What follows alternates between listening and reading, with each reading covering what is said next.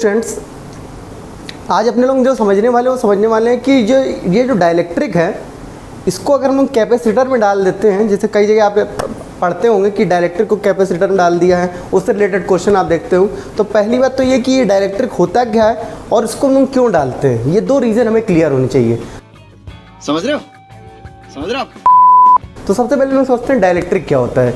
तो डाइलेक्ट्रिक एक ऐसा सब्सटेंस है जो बेसिकली इंसुलेटर होता है, लेकिन जब भी हम इसको इलेक्ट्रिक फील्ड में डालते हैं तो ये बिहेव करने लगता है एज अ कंडक्टर। मतलब जो इंसुलेटर होता है वो एज अ कंडक्टर बिहेव करने लगता है। इसको हम लोग बोलते हैं, ऐसे मटेरियल को बोलते हैं हम लोग डाइलेक्ट्रिक्स।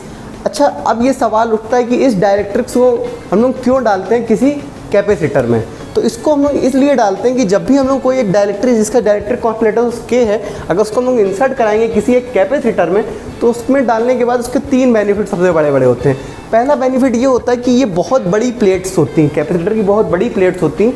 इनको क्या होता है, इसको बहुत छोटी डिस्टेंस में एक दूसरे से अलग रखना पड़ता है। तो वो जनरली जब बहुत बड़ी बड़ी होती है तो वो उससे जुड़ जाती हैं, तो ये प्रॉब्लम आती है। तो इस प्रॉब्लम को दूर करने के लिए एक उसमें डाइलेक्ट्रिक डाल दें ताकि ये दोनों आपस में ना जुड़ें, और बड़ी हैं तो इसके चांसेस भी ज़्यादा होते हैं। तो पहला जो सबसे बड़ा एडवांटेज होता है कि सेपरेट करने में हेल्प होती है। दूसरा क्या होता है कि यहाँ पर वोल्टेज जो होता है ये लोग बहुत ही हाई अप्लाई करते हैं ताकि ज़्यादा से ज़्यादा उसमें चार्ज स्टोर हो सके।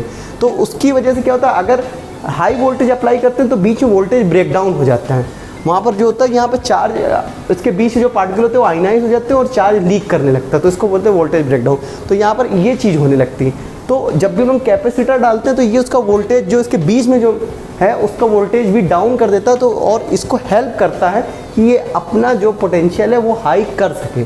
ठीक, वो अभी हम आपको बताएंगे इसका वोल्टेज ये कितना कम कर देता है। ठीक, दूसरी बात ये उस बेसिस से हम डाइलेक्ट्रिक सेलेक्ट करते हैं। तीसरी क्या इंपॉर्टेंट खासियत होती है कि जब हम लोग इसको डालते हैं तो इसका जो कैपेसिटी होती है चार्ज को स्टोर करने की कैपेसिटेंस वो भी बढ़ चुका होता है। तो ये तीन बेनिफिट की वजह से हम लोग डाइलेक्ट्रिक का इस्तेमाल करते हैं।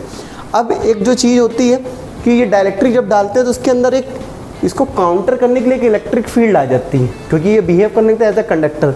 तो वो इलेक्ट्रिक फील्ड की जो इंड्यूस इलेक्ट्रिक फील्ड होती है जो उसके अंदर आती है EI, वो उसकी वैल्यू क्या होती है और उसकी वजह से इस पर जो चार्ज आता है इंड्यूस चार्ज, यानी कि यहाँ पर कुछ पॉजिटिव आ जाता है और यहाँ पर कुछ निगेटिव आ जाता है। ठीक, इसको हम लोग Q मान रहे हैं, इसको माइनस Q मान रहे हैं। अगर ठीक, अगर यहाँ QI प्लस का मानेंगे और ये माइनस का QI है, तो हमारे पास दो सवाल पूछे जाते हैं कि EI इंड्यूस इलेक्ट्रिक फील्ड और QI ये दोनों ही चीज़ें क्या होती है और कैसे निकलती है और क्या वैल्यू होती है। तो ये चीज़ें हम लोग आइए देखते हैं और समझते हैं। सबसे पहली चीज़ मैंने आपको बताई कि जब भी हम लोग कैपेसिटर्स को डालते हैं, कैपेसिटर में डायरेक्टली डालते हैं तो इलेक्ट्रिक फील्ड कम होती है।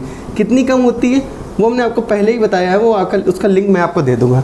इलेक्ट्रिक फील्ड जो कम हो जाती है जितना डाइलेक्ट्रिक कांस्टेंट है बाई के, मतलब लेट अस सपोज यहाँ इलेक्ट्रिक फील्ड पहले E0 थी, E0 इलेक्ट्रिक फील्ड थी, तो उससे बाई के कम हो जाती है। ठीक, रिड्यूस हो जाती है, याद रखिएगा। और वोल्टेज भी जो होता है वो भी मैंने बताया था कि वोल्टेज कम हो जाता है। वो कितना हो जाता है, वो भी बाई के हो जाता है, यानी V0 बाई के यहाँ पर कम हो जाता है। ठीक, अब आइए समझते हैं कितनी इंड्यूस इलेक्ट्रिक फील्ड होती है। तो हमको क्या मालूम कि यहाँ पर जो इलेक्ट्रिक फील्ड है, लेट अस सपोज कोई यहाँ पर इलेक्ट्रिक फील्ड E है और E इलेक्ट्रिक फील्ड पहले थी। ठीक, तो वो कैसे थी, यहाँ पे E0 अप्लाई करी थी, लेकिन उसको काउंटर करने के लिए EI आ गई। उसको काउंटर करने के लिए वैसे तो होनी चाहिए थी E0, लेकिन उसको काउंटर करने के लिए EI आ गई, तो ओवरऑल कुछ E इलेक्ट्रिक फील्ड हो गई। ठीक है ना। तो यही EI क्या है, ये इंड्यूस इलेक्ट्रिक फील्ड जो अंदर से जनरेट हुई, किससे, डाइलेक्ट्रिक के अंदर से। ठीक, अब देखते हैं E की वैल्यू हमें पता है, ये आ जाएगी E0 बाई के और ये हो जाएगा E0 और माइनस EI, यानी कि EI की वैल्यू क्या निकल के आ जाने वाली है, E0 1 माइनस 1 बाई के। ये आपका होता है इंड्यूस इलेक्ट्रिक फील्ड। ऐसे ही अगर हमको ये निकालना होगा, यहीं पर से अगर हमको वो निकालना हो कि चार्ज कितना इंड्यूस हुआ है, उसको भी देख लेते हैं। हमको मालूम क्या है कि इलेक्ट्रिक फील्ड जो होती है E, वो क्या होती थी, वो आपको मालूम है पैरेलल प्लेट की वजह से क्या होती है, सिग्मा अपॉन एप्सिलॉन नॉट। और सिग्मा को हम लोग क्या लिख सकते हैं, Q upon A epsilon not. यहाँ पे Q अगर मान लीजिए ये Q है। ठीक, तो आइए यहाँ पर ये वैल्यू रख देते हैं, तो यहाँ पर क्या होगा, यही वाली चीज़ को अप्लाई कर देते हैं। तो देखिए EI की जगह हम क्या लिख देंगे, sigma I upon A epsilon naught is equal to, यहाँ पर E0 है तो यहाँ लिख लेंगे क्या, सिग्मा A एप्सिलॉन नॉट। और इसी को अगर हम चाहे तो पूरा खोल के लिख सकते हैं, क्या लिख सकते हैं, यहाँ लिख सकते हैं QI और यहाँ क्या लिख सकते हैं, Q A epsilon not 1 minus 1 by के। यहाँ ए से ए एप्सिलॉन से एप्सिलॉन, तो यानी क्यू आई बराबर आ जाएगा क्यू 1 माइनस 1/k। तो इस तरीके से हम लोग बच्चा निकाल लेने वाले हैं ई आई और क्यू आई।